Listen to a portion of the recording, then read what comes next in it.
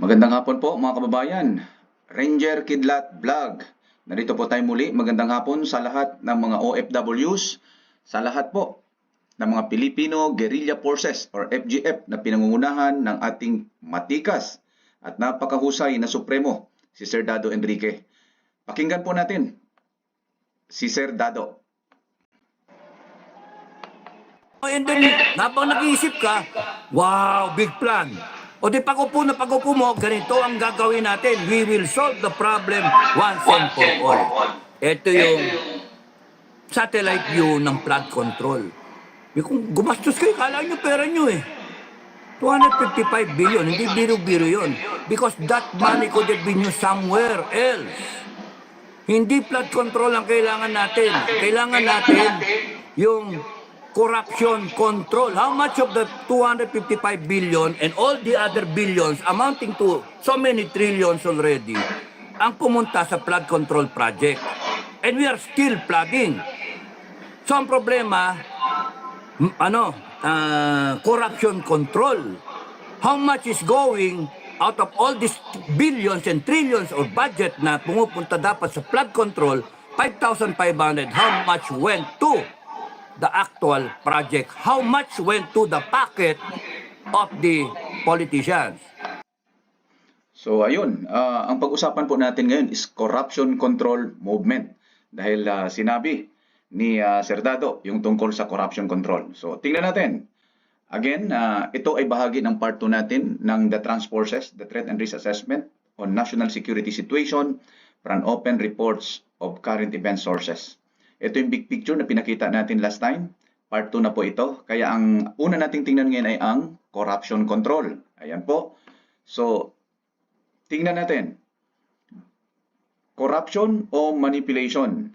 Ito po yung OBP na merong 125 million na tinatawag Notice of Disallowance from COA. That is based doon sa confidential fund. Yung OP, Office of the President, meron din siya mga disallowance na nakikita natin dyan mula sa DA, DOTR, DPWH, and DSWD. And then yung Congress, yung pondo ng Congress from 16 billion na NEF na naging 28 billion pagdating ng GAA. So may 12 billion na increase yun. Titingnan natin dito, yung 125 million disallowance ng OBP. Paano mga ba ito? Ano bang problema dito? Bakit pinag-uusapan ito ngayon sa Kongreso at mainit na mainit ngayon? So tingnan natin, ang NEP, yung National Expenditure Program. Tingnan natin anong laman yan. Ang NEP, nandyan yung Annual Plans and Budget or APB. So, ang plans and programs nito ay action plan yan. Yung proactive, ibig sabihin planyado. So, ang budget clearing yan is normal budget clearing process o NBC, tawagin nating NBC. So, yan ang laman. Unang laman, Annual Plans and Budget. Pangalawa, yung Annual Procurement Plan or APP. So, sa plans and programs niyan, may procurement plan yan sa buong taon. No, may procurement plan sa buong taon. So, ang budget clearing niyan ay yung Annual Procurement Plan amount, yung total na. So, dyan yung clearing din niya. So, ang pangatlo, yung plans implementation na. So, kasi hindi naman pwede sabay-sabay gawin yung lahat ng annual plans and budget eh. Paisa-isa yon, kaya yung plans implementation sa pangatlo. So, dito sa plans implementations, yung plans and programs natin dyan, proactive yan. Ibig sabihin, planyado yan. Kaya meron ng plano. So, ginagamit yan yung disposition form o requisition form. Mag-request ka ng budget. So, for that specific action plan or SAP, kasama na dyan yung Program of Expenditures or POE. So, ganon yun. So, ang mangyayari, pagdating doon sa clearing, no, yung specific amount allocated, ang i-clear mo lang mula doon sa POE mo. So, kung tutuusin, ang clearing kasi nito is hindi naman ginagawa talaga ng head of office. Ginagawa ito ng mga subordinate heads ng office or di kaya meron silang talagang nakatoka para mag-clear ng mga bagay na yan. So dito, tingnan natin ang number 4 is Confidential Intel Fund or CIF. Planyado yan. At saka hindi. Yung proactive and reactive, planned and unplanned. So ang mangyayari dyan, ang clearing depend on accomplishment. No? And then ang panglima is CIF due to arising situations. So ibig sabihin, hindi ito planyado. Dumating lang, nakita nila na may problema na kailangan ayusin. So dito, flexible yan. Situational yan. Intelligence, surveillance, reconnaissance ang ginagawa dyan. So sa puntong ito, halimbawa, magbigay tayo ng halimbawa. Ano ba ang ginagawa rito? For example, kasi intelligence fund ito or confidential fund, meron kang gustong malaman na information o gusto mong isolve. Halimbawa, sa isang grupo ng katutubo, ang ginagawa dyan ng mga adversary halimbawa is nagbibigay sila ng mga pagkain, foodstuff at saka medicines. So kung pupunta ka doon at kukuha ka ng information, certainly hindi ka bibigyan kasi yung kabila nagbibigay ng foodstuff at saka medicines. So ang gagawin mo, sobrahan mo pa yun, doblehin mo yung binibigay ng adversary mo para makuha mo yung information na gusto mo. Dahil kung hindi ganon, abay anong makukuha mo? Hindi mo na kailangan gamitin yan, hindi ka na pwedeng makakuha ng information. So ganyan ang nangyayari dyan, palakihan yan eh. Parang ang mangyari, parang bidding yan para makuha mo yung information. Kasi kung hindi mo gagawin yan, hindi mo makuha yung information mula doon sa grupo na yun. Una, kahit ang head ng grupo na yan ay nakuha mo na, hindi yan papayag na siya lang mag-isa. Kasi kung siya lang mag-isa, mag-isa rin siyang haharap doon sa adversary mo. Kaya ang ginagawa dyan is dinadamay niya lahat ng kanyang mga kasama. Nang sa gayon, ay sabay-sabay sila, protected siya at the same time. So flexible yan. Hindi mo pwedeng sabihin na dapat planyado yan. Hindi lahat planyado pagdating sa confidential intelligence fund. Kaya nga in confidential intelligence fund flexible yan. Situational ISR. So itong mangyayari, if mission aborted, nagbigay ka ng mission, a certain mission, na pinunduhan mo, pag aborted yan, i-return mo yung fund.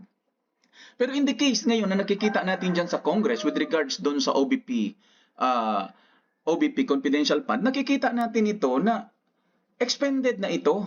Ang clearing na lang, ang hinihintay nito mula doon sa mga subordinate na mga heads. Kasi halangan naman ang Vice President ang mag-clear niyan. Siyempre, yung mga kanyang subordinate na mga officers na nandyan sa baba niya, yun ang mag-clear niyan. So, ganon yan. Kaya may tinatawag na 6 months na clearing mula sa COA. Kasi kung pipilitin mo yan, hindi na tayo sumusunod sa tamang sa tamang proseso. So kailangan may proseso yan, kaya nga procedure. So ang dapat gawin yan is irespeto yung presumption of regularity that it was done in good faith until proven otherwise. Ang nangyari kasi nagsitalunan lahat. Yun nga, sabi ng isang representante, si Sir Dante, na ano daw ito? Kumbaga, nagsitalunan na kaagad. So, na-burn out kaagad yung kanilang plano papunta rito. Kung totoo man na impeachment ang plano, na-burn out na kaagad. Dahil masyadong maaga pa. Dapat pinalabas mo na lahat ng ebidensya bago tinira yan. So, wala na. Kumbaga, panis na ito ngayon. Burn out na. So, yun ang nangyari. O, tingnan natin. Ang next is corruption or manipulation. Wala tayong pinagbibintangan dito. Tingnan natin yung OBP, OP, then Congress. Ano ang meron dyan? Ang OP, merong initial disallowance sa 12.6 billion. Pero hindi ito inimbestigahan. Why it is? Bakit kaya? So, tingnan natin. Ito yun. Ito yung 12.6 billion. Nandyan, source niyan ay mismong DOTR at saka DPWH, NDA. So, balikan natin siya. Yung 996 million, bloated yan. Ipapakita natin mamaya ng bloated ng 175 billion. So, nandyan din yung 26 billion ng IX, ACAP, and PI.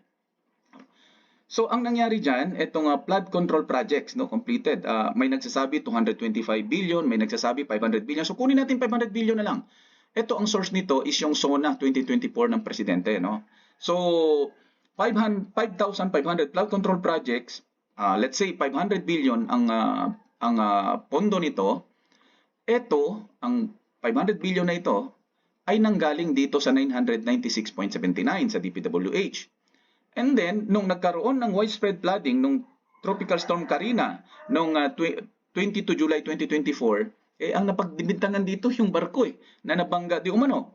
So, ang pangalawa, nung flooding din nung Tropical Storm Enteng nung Agosto, ang rason ang pinagbintangan yung malakas na hangin. Pero let's see, dapat may pondo yan, dapat hindi tayo nagbibintang kung ano-ano, dapat diretso tayo.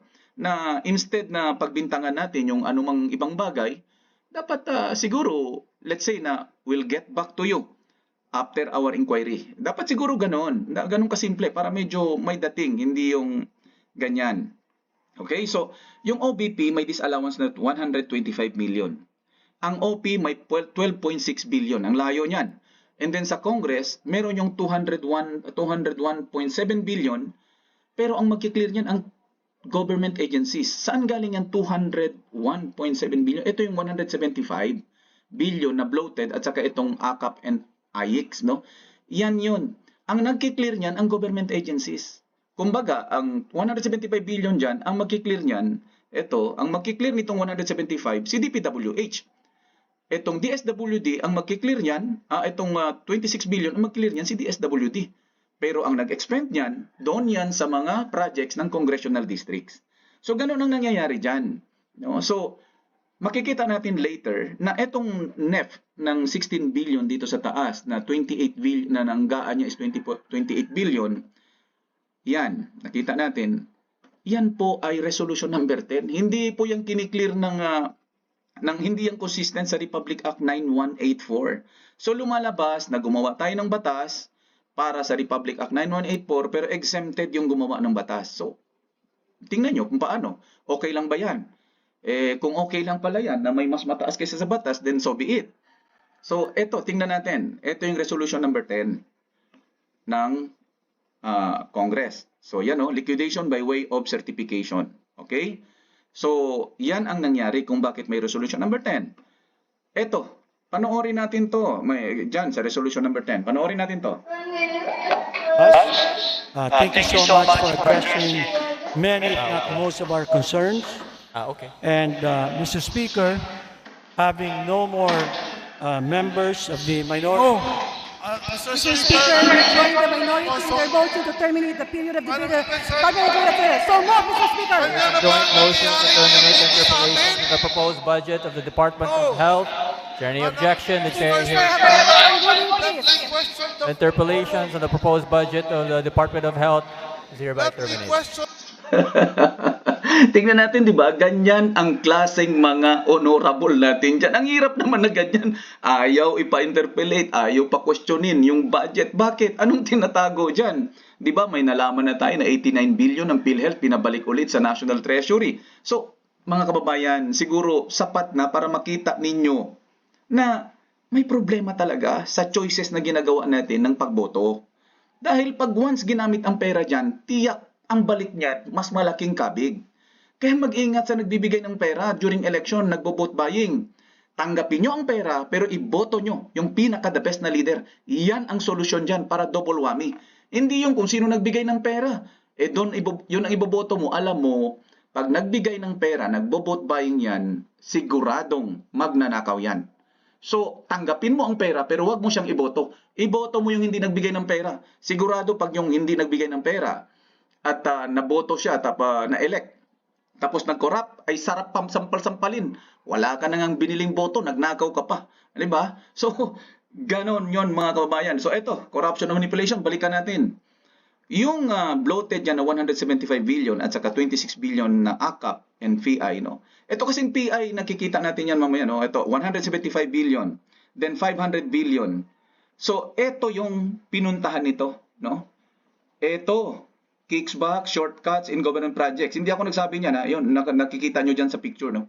45% to 58% ang nakukuha. So, ang natitira na di umano ay, kung sa 100 million budget, ang natitira na lang ay 40 to 50 million na lang para doon sa project. So, sabi niya dito, babasahin ko na lang. Sabi niya, for example, in constructing roads, let's say there's a 100 million ito, 100 million budget, the money that will be left will just be between 40 to 50 million. So you expect the 40 to 50 million budget, they will use substandard materials in order to pocket some money. The people just simply don't understand it, especially the masses, because they do not feel the direct effect of corruption. So you see, so ibig sabihin dito, ang sinasabi nitong ating isang butihing mayor niyan, na yung pera ano po, yung pera doon na nanggaling dyan, na nakikita natin, yung mga yan, is actually nakalagay yan sa mga departamento ng gobyerno. Doon yan galing. Pero pag ipinunta na yan doon sa congressional districts ng mga projects, ang in charge niyan, of course, siyempre, yung representative na nandun. So, normally, doon na yun nagkakaroon ng connivance kasama itong mga tinatawag nating mga contractor, kasi ang DPWH, hindi naman yan gumagawa ng kalsada talaga. Actually, sila lahat na nagko-contract yan sila, may mga contractor yan. So ito mga contractor, syempre pag may gusto niyang makuha, bidding yan, dyan kasi ng problema eh. Ng problema tayo because of bidding. Dahil dyan sa bidding, nagkakaroon ng lagayan. I do not know ha, kasi napag-aralan naman siguro yan, pero parang bumaliktad eh. Dati kung walang bidding, sabi may lagayan. Ngayon mas may lagayan. Kung dahil sa bidding, mas nagpapalakihan ng bidding nagpapalakihan ng lagayan. So yun naging problema. Yun yung pinakita kanina dito. Ito yung pinakita dito. Yung lagayan na yan is nanggaling dito na usapan. No? So, ganun yan. Ito yung sinasabi nating DPWH budget. Ang National Expenditure Program niya is 821. Ang approved is 996 billion. So, ang total increase niya is 175 billion. So, yun pinakita natin kanina. Ito nga sinagot ng secretary, ng buting secretary. Sabi niya yun ang challenge namin. So, nagkaroon sila ng challenge. So, ibig sabihin, hindi nila alam itong increase na to. Nagkaroon sila ng challenge mula doon sa pag-bloat ng pondo ng DPWH. And that is, alam nyo na, bakit ganon? Makikita natin mamaya kung tama ba yun, pwede ba yun, authorized ba yun. So, titingnan natin ulit. Pinunta doon ang 175, ang galing sa DSWD na bloated na AKAP and IX, napunta yan, ang 26.7 billion na yan ay napunta din sa congressional district, no? Na projects yan. Pero ang magki-clear niyan ang DPWH at DSWD. So, etong 26.7 billion, hindi ko sinasabing ito yon. Ito yon, hindi yan. Hindi ko sinasabing yan yon.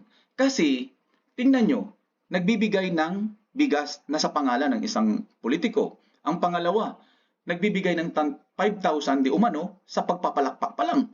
Saan galing ang pera na yan? Kung yung pera na yan ay galing sa kanyang bulsa, well and good. Salamat. Sige, ituloy mo pa. Ubusin mo pera mo. Pero paano kung dito galing yan? Yung Senator's question, 26.7 billion aid linked to People's Initiative. Eto na. Lumalabas kasi ito all sub-projects including AKAP must go through the office of the Speaker, AKAP, AIX, TUPAD, MAIP for the PI and other efforts. Dati itong, sabi nila, People's Initiative. Pero lumalabas ngayon, hindi na ito People's Initiative. Personal interest, political interest. Kung yan ay dyan galing hindi natin sinasabi dyan galing yan. Baka naman sariling pera niya yan. Hindi dito. So, it's up to you. Pag-isipan yung mabuti. Yung mga nakakaalam, sana mag-isip-isip. No, kung anong dapat gawin. Hindi tayo dapat padala lang dyan. So dito, itong pagbinta di umano ng ginto, bago lang. So, ang dapat lang na managot dito kung sakali man, yung yung central bank, yung central bank lang, Bangko Sentral.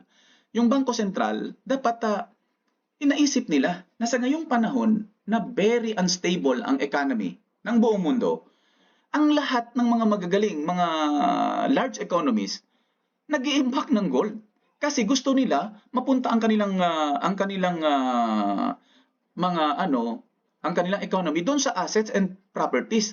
Baliktad tayo Pumunta tayo sa cash. Alam mo ba ang cash na pag once nagkaroon ng giyera, for example, at nag-declare yung isang bansa ng bankruptcy, yung perang nahawakan mo, kahit anong klaseng denomination yan, hindi mo na magagamit pag nag-declare yun ng bankruptcy. And that is why karamihan ng mga bansa, mas minabuti nilang hawakan ang gold and then mga asset at properties. Ewan ko kung anong klaseng idea yan. So kung may mananagot dyan, malay natin, may isa mas maganda ang kanilang idea kung bakit nila ginawa yan. So, it's up to them. Later, malalaman din yan. Ito di umano, 24,950 kilograms times 4,729,000. Fair kilograms yun So, sa 24,950 kilograms times 4.7 million. So, ang lumalabas ay tumataginting na 117.9 billion pesos. So, ganyan kalaki. So, ayan. Accordingly dito, sa mga data na pinakita, tayo ang may pinakamalaking bininta na gold reserves nung nakaraan lang. Out of 10 na mga countries na nagbinta nito nung January 2 nitong 2024. No? So ganyan katindi. So ano bang klaseng economics ang ginagamit dyan, ng business management ang ginagamit dyan? Ano bang business idea? Ano ba yun? Ang iba, pumupunta sa assets and properties. Hindi masyadong nag-hold ng cash. Dito sa atin, parang kinonvert to cash. So, magiging papel yan pagdating ng araw. Wag naman sana.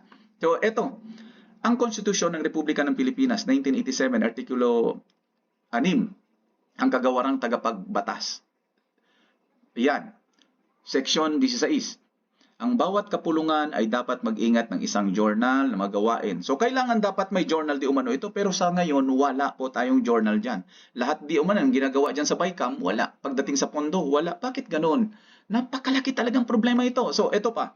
SC declares PDAP unconstitutional. The court hereby declares, noong November 19, 2013, the court hereby declares as unconstitutional the entire 2013 PDAP article. All legal provisions of past and present Congressional Pork Barrel Law such as previous PDAP articles. So, tingnan nyo, illegal na ito, unconstitutional na ito eh. Pero bakit? Nagkaroon pa rin ng mga insertions, nagkaroon pa rin ng mga bloated na mga General Appropriations Act mula doon sa NEP na NEP, na National Expenditure Program, tumataas pa. So, anong tawag doon?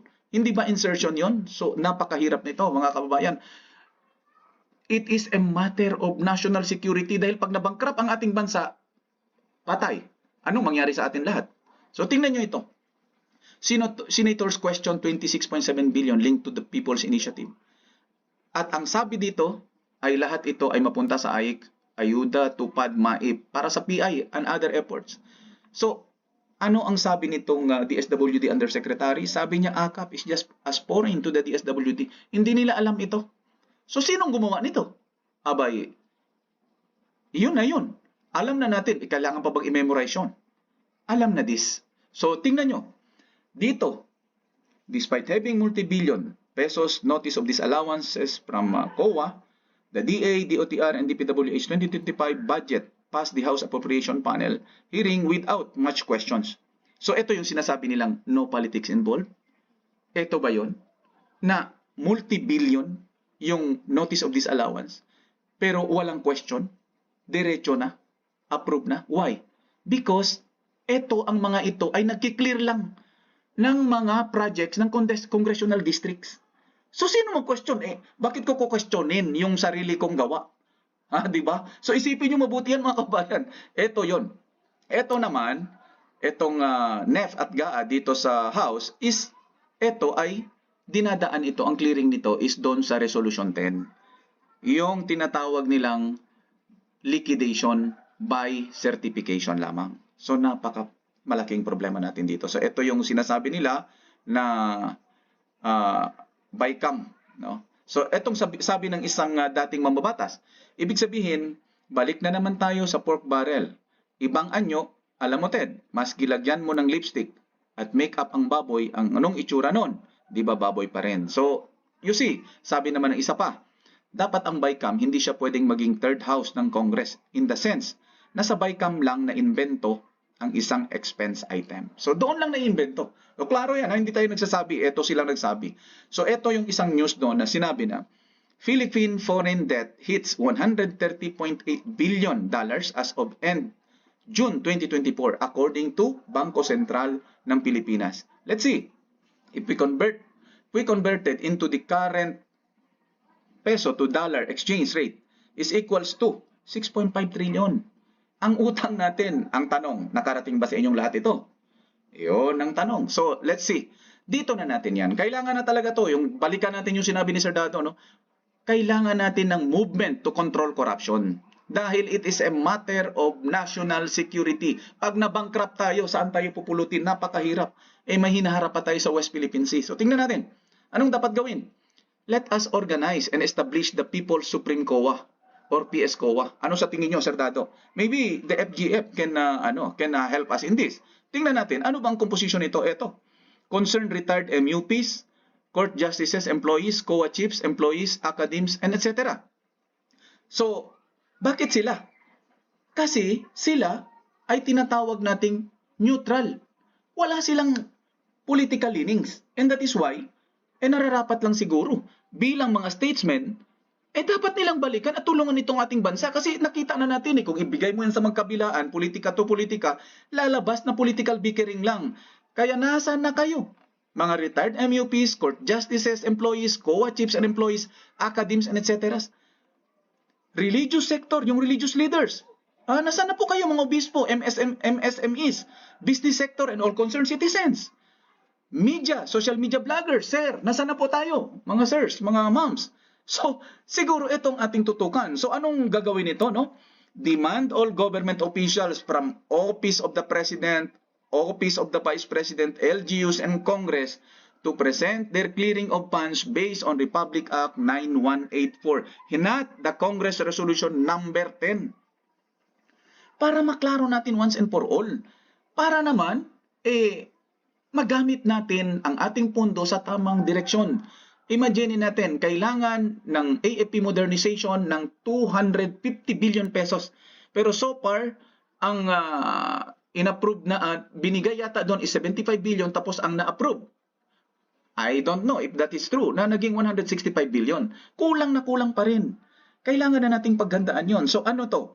Demand transparency and accountability of all funds and present it to the for public view. Okay? The PSCO headquarters to be determined by the group. Strictly no political color. Nandyan na rin lang yung manifesto of 150 generals na ayaw war against corruption. Yung manifesto of former finance chiefs. Bakit hindi nyo napagkaisahin at i-organize yung People's Supreme COA or PPS-COA? Yun yung sinasabi ni Supremo ni Sir Dado Enrique ng FGF na ay yung tinatawag na control corruption. And we cannot control corruption kung puro lang tayo ingay at wala tayong movement. That's it. Sana nakatulong. Magandang hapon sa inyong lahat. So isipin natin ulit yung mga nakita nyo kanina, yung away-away sa House. So napakalungkot tingnan. Pero ganun pa man, sana mga kababayan, wala akong nakita ibang dahilan kaysa bagulbol tayo na magbagulbol, magreklamo na magreklamo, magdayamudom na magdayamudom. Mas magandang mag-organize tayo at establish ang People's Supreme COA. Siguro naman, hindi ito labag sa batas because we are the people, we are the statement. Dapat lang na tayo ang manguna at gawin.